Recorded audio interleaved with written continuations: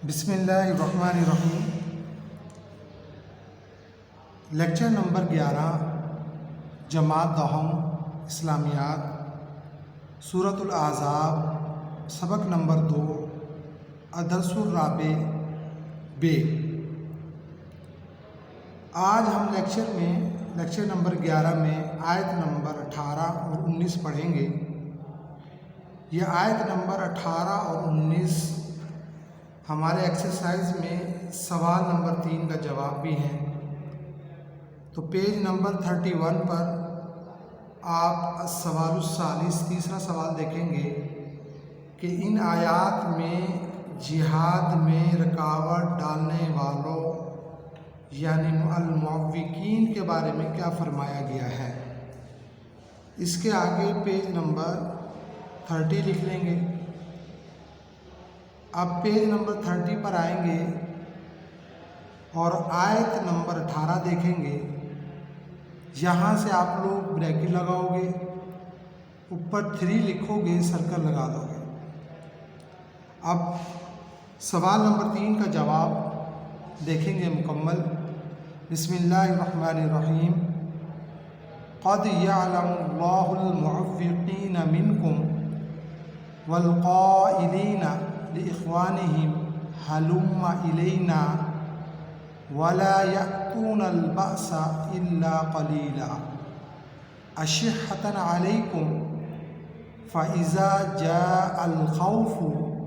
رأيتهم ينظرون إليك تدور أعينهم كالذي يغشى عليه من الموت فإذا ذهب الخوف سلقوكم بألسنة حداد أشحة على الخير أولئك لم يؤمنوا فأحبط الله أعمالهم وكان ذلك على الله يسيرا۔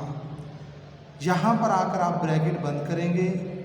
اوپر 3 لکھیں گے، سرکل لگا دیں گے۔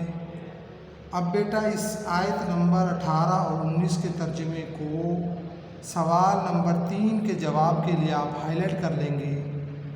خدا تم میں سے ان لوگوں کو بھی جانتا ہے جو لوگوں کو منع کرتے ہیں اور اپنے بھائیوں سے کہتے ہیں کہ ہمارے پاس چلے آؤ، اور لڑائی میں نہیں آتے مگر کم، یہ اس لیے کہ تمہارے بارے میں بخل کرتے ہیں۔ پھر جب ڈر کا وقت آئے تو تم ان کو دیکھو کہ تمہاری طرف دیکھ رہے ہیں اور ان کی آنکھیں اسی طرح پھر رہی ہیں جیسے کسی کو موت سے غشی آ رہی ہو۔ پھر جب خوف جاتا رہے تو تیز زبانوں کے ساتھ تمہارے بارے میں زبان درازی کریں اور مال میں بخل کریں۔ یہ لوگ حقیقت میں ایمان لائے ہی نہ تھے تو خدا نے ان کے اعمال برباد کر دیے اور یہ خدا کو آسان تھا۔ اب بیٹا سوال نمبر 3 کے جواب کا خلاصہ اور آیت نمبر 18 اور 19 کا شان ورود یہ ہوگا کہ اس آیت میں اللہ تبارک و تعالی غزوہ احزاب میں منافقین کے طرز عمل کو بیان فرما رہے ہیں کہ منافقین دوسرے جب مسلمانوں پر یہ پریشان کن کیفیت بنی تو وہ دوسرے لوگوں کو، دوسرے مسلمانوں سے یہ کہنے لگے کہ تم حضور پاک صلی اللہ علیہ وسلم کو چھوڑ دو اور ہمارے ساتھ جو ہے واپس مدینے چلے آؤ۔ یہ منافقین لوگ ظاہراً تو جنگ میں شریک تھے لیکن اندر سے یہ دشمنوں کے ساتھ ملے ہوئے تھے، اور جب خوف کا وقت آتا یعنی کفار یا دشمن غالب آنے کی کوشش کرتے یا غلبہ حاصل کرنے کی کوشش کرتے تو اس صورت میں یہ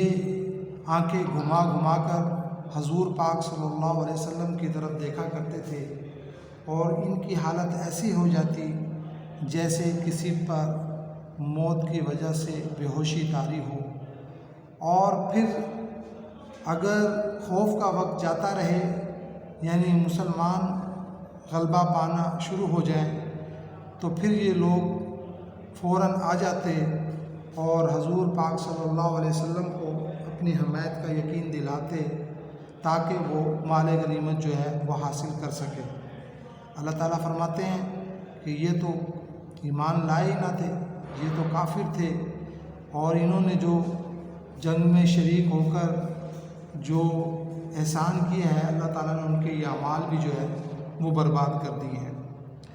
یہاں پر ایک اور واقعہ بھی آتا ہے کہ یہودیوں نے منافقین کو یہ پیغام بھیجا کہ تم تو ہمارے ساتھی ہو